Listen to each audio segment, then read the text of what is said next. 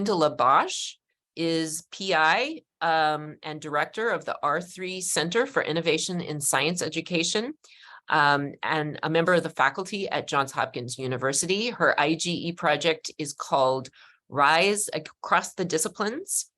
And she'll be talking a little bit about her work to broaden impact and communications about that project beyond peer-reviewed journal articles. Thank you, Julia, and thank you, Christine, for organizing and for very kindly inviting me and colleagues to share a little bit about what we learned in terms of getting the word out, in terms of disseminating aspects of our program.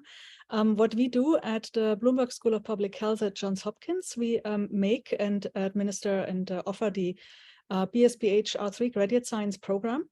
That's a program that is offering anything in terms of learning experience around doing good science, not only for the entire school, although we are based in a STEM department, but also through the entire university when it comes to certain courses.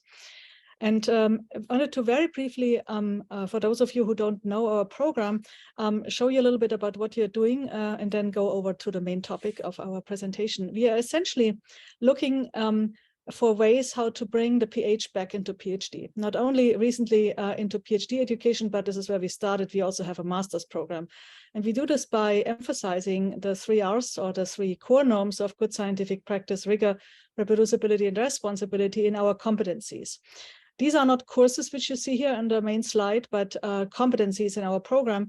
And for those of you who are a little bit inclined to philosophy, of course, you see a barely concealed, very applicable way of philosophy of science in here, right? So like essentially, this is very applied elements of epistemology, logic, ethics, methods, and communication, together with aspects of social justice, because we are public health schools, so we're very putting a lot of value on that, as well as career development. And just to give you an idea, in the NSF IGE community, we handed in a grant which is housed in our practical ethics competency, where we are looking into developing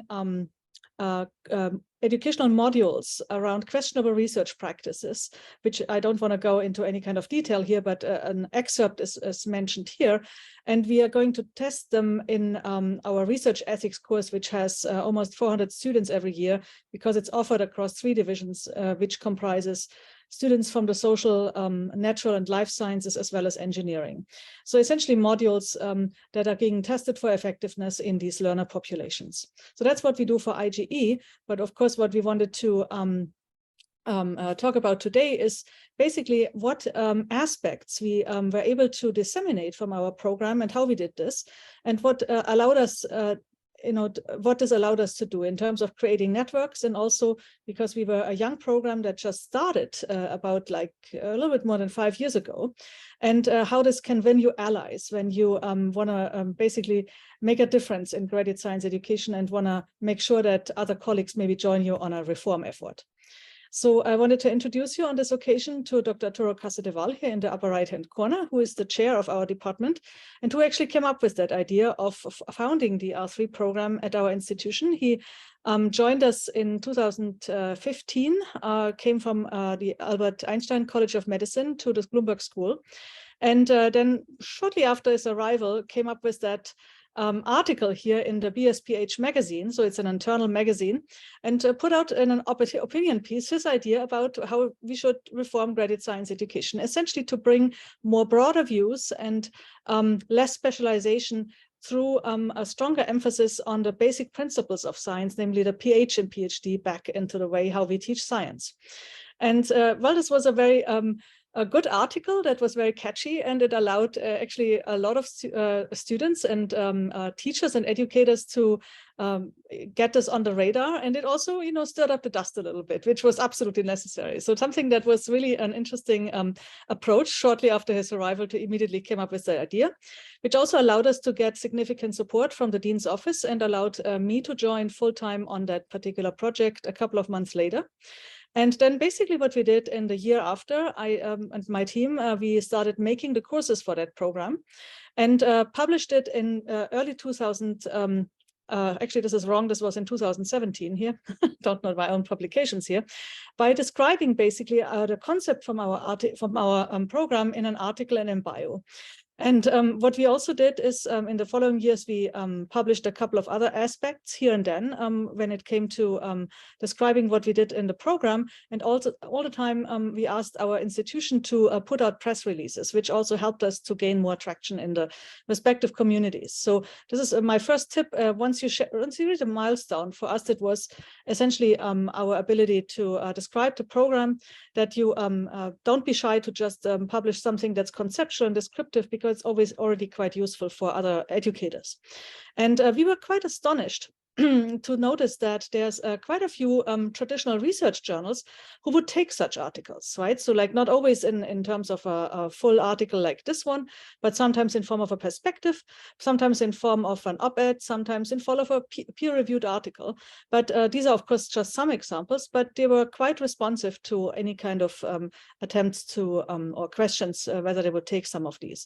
As well as, of course, very much favored for me, of course, always professional society journals, which either have peer-reviewed sections in their repertoire, or they have subjournals that are dedicated to educational topics. So I always invite everybody to look at these professional societies, and others, of course, in the STEM field, to look and see whether their editors are willing to take on such an article. That always helped us a lot in order to get our word out.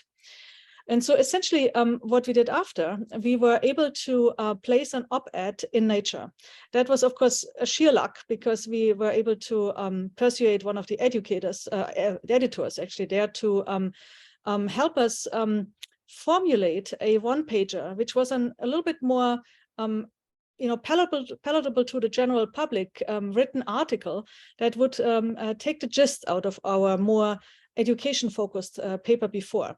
And that one-pager, pretty much became viral on the social media, mainly because it was such a, succinct piece that hit a nerve, addressed a broad audience, and we were able to stick with the main message in this short piece, and basically avoided every kind of jargon and not any kind of edu-speak, and also followed tips that come from professionals. So basically applicable to all kinds of op-eds, from the, in this case, Munro's motivated sequence. I'm not sure whether you've heard of this, but this is a very standard piece, already several decades old, and comes from the advertisement industry.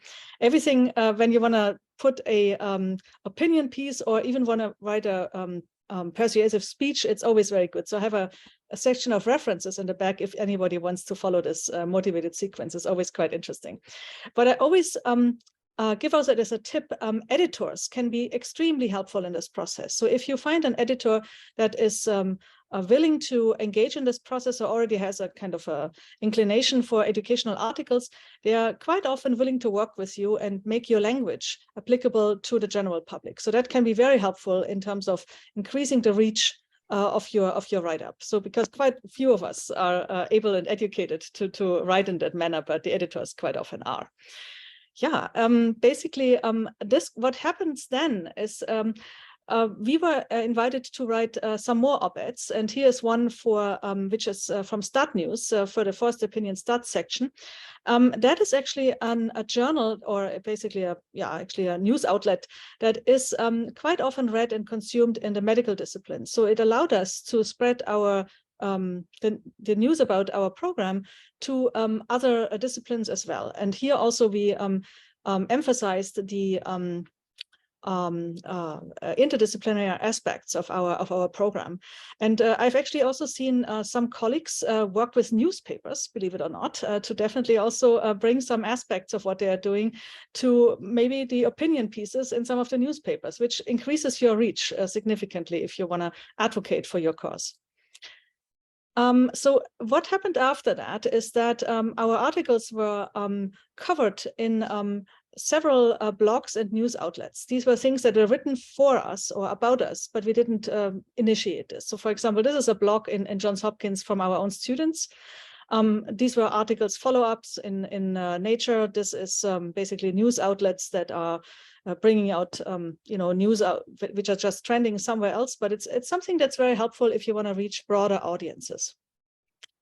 Then we were also covered in several podcasts. I would always try to encourage people. It's not necessary to wait until the podcasts come to you. You can always ask these major podcast providers if they want to do an interview with you. that don't be shy there. A lot of these people always ask and look for new topics. So be proactive there and see whether any of the podcasts fit your your needs, and you know yourself how broadly consumed podcasts are nowadays. So that's always a good topic. And there's at least 10 out there which are very concerned with education topics. So in case you're interested, just look them up in the major portals that distribute podcasts. Then also the social media, sure, these are amplifiers, right? So the social media allow basically to spread the words widely out there. We use the usual suspects here. Currently, we are not doing much for ethical reasons, as you all know, in terms of Twitter.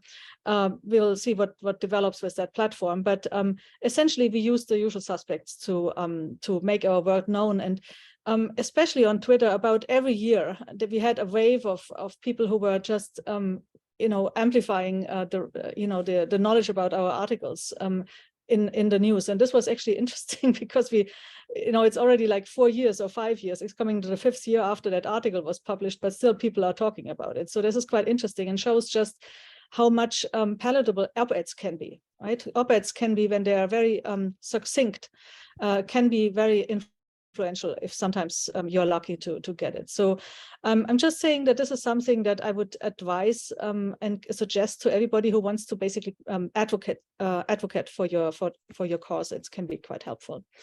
And then let me see whether I cannot. Oh yeah, and also don't underestimate the students' word of mouth. So the students were sometimes printing out the article and putting them on lab doors and distributing our flyers. And you won't believe this one is for your personal amusement. This a colleague who was at Makerere University in Uganda texted me and found me this slide. This is on one of their bulletin boards. So it basically made it to Africa in there. So it was quite interesting. So I was just amused how many people obviously found it necessary. And then, yeah, so and the last thing that I wanted to emphasize is basically actively, please participate in education platform of all sorts of professional society conferences and the National Academies workshops that are out there. Of course, this is just an excerpt, but these societies, of course, have very active education platforms.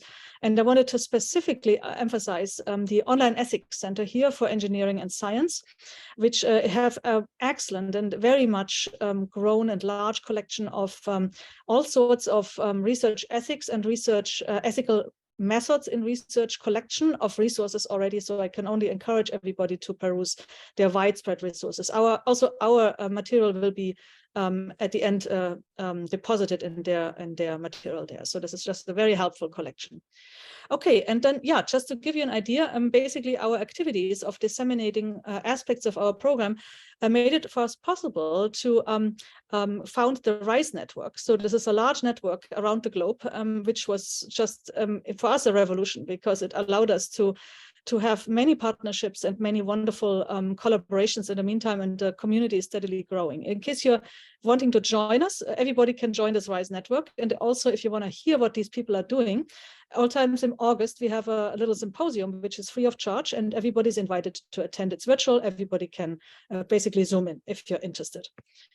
So yeah, just one more tip. What was critical in our path was always to make sharing and collaboration our mission. So basically display that what you're doing is there for other people to participate in.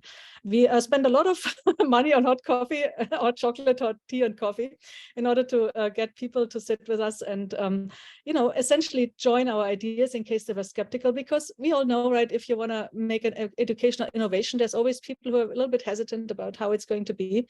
So it's always good to build trust with people. And then also show a lot of patience, persistence, and compassion if you want to initiate change. So that's always important. Yeah, references, I'm going to provide these slides, of course, to everybody in case you're interested in. And I wanted to thank the people who are funding us in many different ways and supporting us in such generous manner. Thank you very much for your attention.